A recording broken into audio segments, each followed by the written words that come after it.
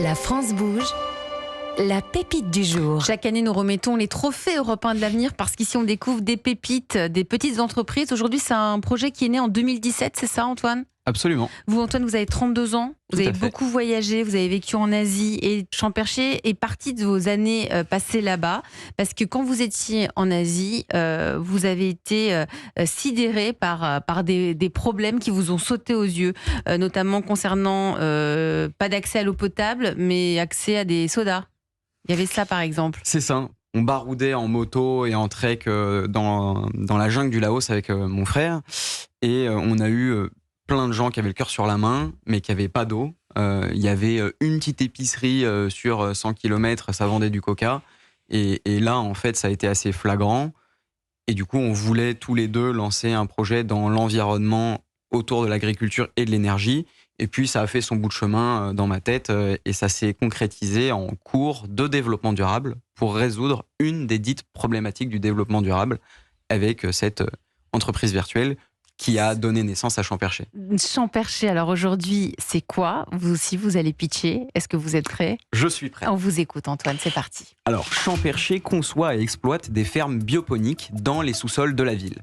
Notre but étant de produire près de chez vous les fruits et légumes qui sont normalement importés afin d'en diminuer l'impact environnemental et d'augmenter leur qualité en les récoltant à maturité. On travaille sans pesticides, avec uniquement des engrais qui sont organiques, et on développe un écosystème complexe en exploitant les insectes et les principes de la permaculture. Mais attention, on est en sous-sol, on utilise de l'énergie, de l'électricité, pour alimenter des LED, et donc on a un impact environnemental qui est toujours moins bon que l'agriculteur qui est près de chez vous, qui n'est pas en serre chauffée et qui n'utilise pas de pesticides. Donc si vous avez le choix entre cet agriculteur qui est près de chez vous et Champercher, ne consommez jamais Champercher. Voilà, ça c'est le message que je voulais faire passer.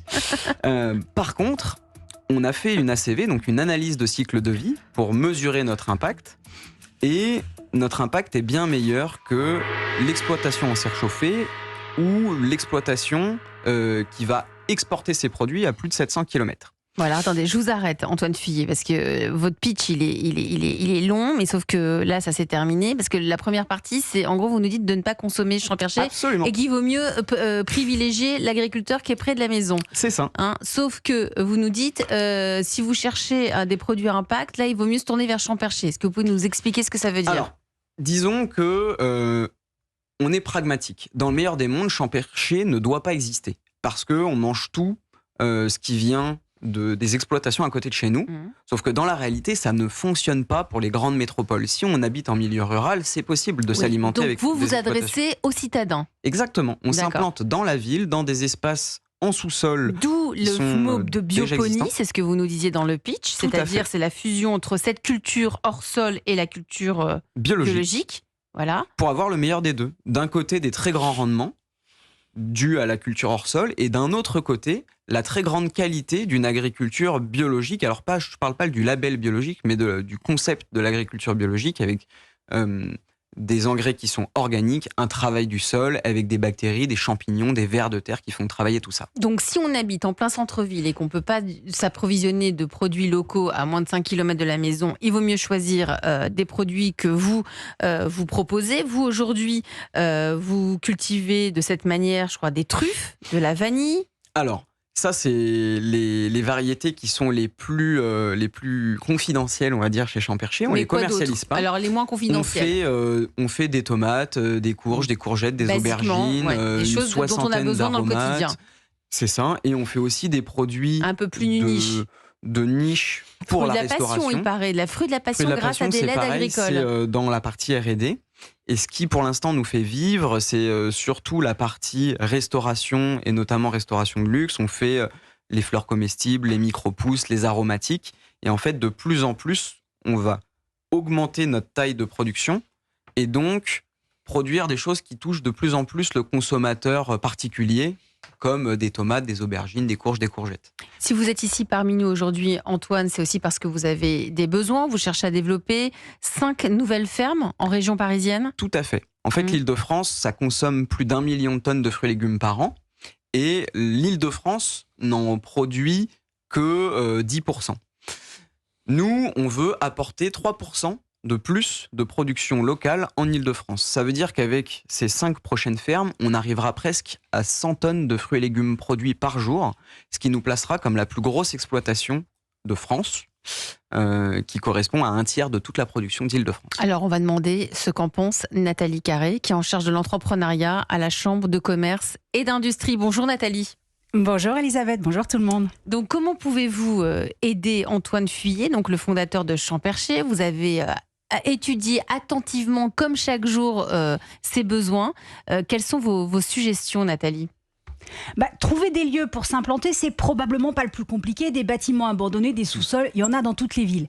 Le sujet est plutôt comment intégrer cette nouvelle forme d'agriculture dans le quotidien des consommateurs et des professionnels. Oui, vous l'avez dit, le problème est bien réel. A priori, on importe entre 50 et 70% des fruits et 30% des légumes qu'on consomme. Mais encore faut-il que les consommateurs et potentiellement les collectivités comprennent l'intérêt de ce type d'agriculture, soient convaincus de la qualité des produits et aient envie d'aller acheter leurs légumes dans une sorte de laboratoire. Alors, quelques idées pour proposer une sorte de parcours d'accompagnement des consommateurs. 1. Faites-en un projet de collectivité, comme c'est le cas avec les jardins partagés, en proposant une sorte de schéma de consommation qui joue sur la complémentarité, vous l'avez dit dans votre pitch. Les pommes et les poires chez l'arboriculteur du coin qui vient au marché le dimanche, les légumes de saison à l'épicerie bio qui propose les légumes des fermes alentours, les fruits et légumes exotiques qu'on importe chez vous. Voilà, c'est juste un exemple. L'essentiel, c'est de bien montrer que vous apportez une pierre à l'édifice de la consommation de fruits et légumes et que vous ne remplacez personne. 2. Ouvrez une boutique attenante à la ferme, histoire d'humaniser le côté laboratoire aseptisé qu'on peut voir sur vos vidéos par exemple. 3. Profitez des animations organisées par la mairie pour proposer des dégustations. Le goût reste l'élément essentiel. On a trop souvent des fruits et légumes, certes qui résistent au transport, mais qui n'ont pas de goût. Et 4. Sur votre site, développez des contenus pédagogiques qui expliquent comment un fruit ou un légume a du goût ou pas. Pour la plupart d'entre nous, il faut de la terre et du soleil. Donc évidemment, des lumières artificielles, de l'eau et des engrais, c'est assez loin de notre référentiel. Voilà, l'idée, c'est que cette ferme implantée sur un territoire avec le soutien de la collectivité et de ses habitants aura probablement plus de chances de se pérenniser. Pierre-René Lemas, votre regard sur Champercher, sur ses besoins, ses besoins de développement? Moi, j'aime bien ce qui vient d'être dit. Je m'y retrouve assez. Moi, je crois au développement de Champercher. D'ailleurs, on accompagne Champercher depuis l'origine, et puis on va continuer à les accompagner. Maintenant, il y a des échanges entre nous qui sont pas terminés, parce que c'est quand même quelque chose d'extrêmement original. C'est un créneau qui est propre au milieu urbain. On peut raconter tout ce qu'on veut, mais à 5 km, à 10 km, consommer la production locale, c'est quand même hyper compliqué dans les zones urbaines, au sens strict du terme. La réalité, c'est que ça vient souvent de très loin, que vous savez pas d'ailleurs souvent d'où ça vient, et que sur les marchés eux-mêmes, on vous indique pas forcément la provenance de proximité. On va vous dire que ça vient de Bretagne ou que ça vient du Languedoc, mais pas forcément celle de proximité. Donc je trouve qu'il y a un créneau. Ça vaut la peine d'aller dans cette direction, de se développer. Je pense que l'idée de cette production qui serait très propre au milieu urbain, à nouveau, je pense qu'au milieu rural, ça aurait pas beaucoup de sens. En tous les cas, dans zone agricole, ça aurait pas beaucoup de sens. Oui, ça on a bien compris. On a bien compris que c'était pour les citadins. En même temps, j'adore l'honnêteté de notre créateur, promoteur, qui dit tout de go la vérité. Mais bien sûr, moi, je suis sur un créneau, mais si vous avez des légumes frais à côté de chez vous, vaut mieux acheter la pomme là-bas. Je suis sûre que ça vous a plu, ça aussi, ce pitch, Nathalie Carré.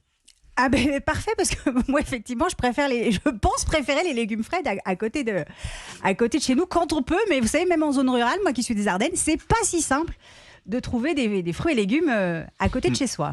Alors aujourd'hui, Antoine, autre demande, c'est que vous avez besoin de financement parce qu'il faut développer la technologie. Nathalie, est-ce que vous avez des conseils ? Figurez-vous qu'il y a déjà environ 400 fermes urbaines en France, alors avec différentes modalités, mais elles visent toutes le même objectif, limiter les importations, permettre une consommation plus responsable. Alors, qui financer ? Toujours pareil, pourquoi vous ? Il y a déjà des entreprises bien implantées qui ont levé beaucoup de fonds, mais la route semble encore longue pour trouver le bon modèle économique et financier, parce que pour réduire l'impact carbone, vous voulez mettre une ferme à 20 km de chaque habitant, plutôt urbain, mais pour des économies d'échelle, il semblerait que ces fermes doivent être de taille conséquente.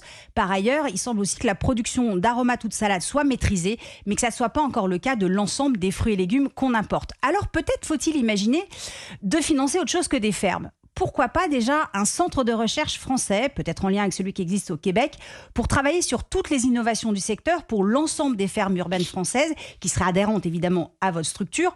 Ce centre de recherche partagé entre les fermes adhérentes pourrait mutualiser les expérimentations pour trouver les bonnes techniques de culture des fruits et légumes, pourrait produire des analyses sur le goût et les valeurs nutritives des produits, publier des résultats pour apporter la preuve de l'utilité de ce type d'agriculture, etc. Dans la même idée, il pourrait y avoir un financement pour booster la fédération de l'aquaponie, pour mutualiser les budgets et sensibiliser les Français à ce type de culture. Enfin, avec les autres acteurs, vous pourriez fédérer les fermes pour créer un réseau et mailler la France aux côtés des hypermarchés et supermarchés, parce que c'est encore là que se vendent la majorité des fruits et légumes importés.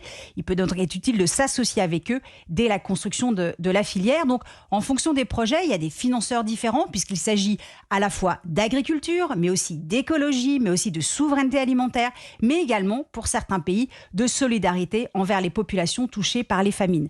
À vous donc d'imaginer tous les possibles avenirs de l'entreprise pour frapper aux bonnes portes afin que Champercher devienne le réseau des agriculteurs du bout de la rue qui enchantent nos papilles et protègent notre planète. Merci Nathalie Carré, ça vous a plu, j'ai l'impression. Tout le monde sourit dans le studio. Antoine Fuyé. Alors, la plupart des conseils qui ont été fournis, merci beaucoup. D'ailleurs, ça nous conforte, ça me conforte sur le fait que on est sur la bonne voie parce qu'on est en train de les mettre en place. Sur la question de la recherche, il y a un enjeu quand même qui me fait dire que c'est pas l'unique solution. La recherche, si on mise tout sur les services publics, on risque d'être confronté à un problème de lenteur. Je dis pas ça négativement, c'est juste qu'en fait, l'avantage d'être une start-up, c'est qu'on n'a pas peur de se tromper, on n'a pas peur d'aller vite, et de ce fait, l'innovation se développe beaucoup plus vite que... un de nos partenaires, c'est l'INRAE, qui est l'organisme français qui développe énormément de nouvelles variétés de fruits et légumes, mais ça met des dizaines d'années pour créer un nouvel agrume, une nouvelle patate. Voilà.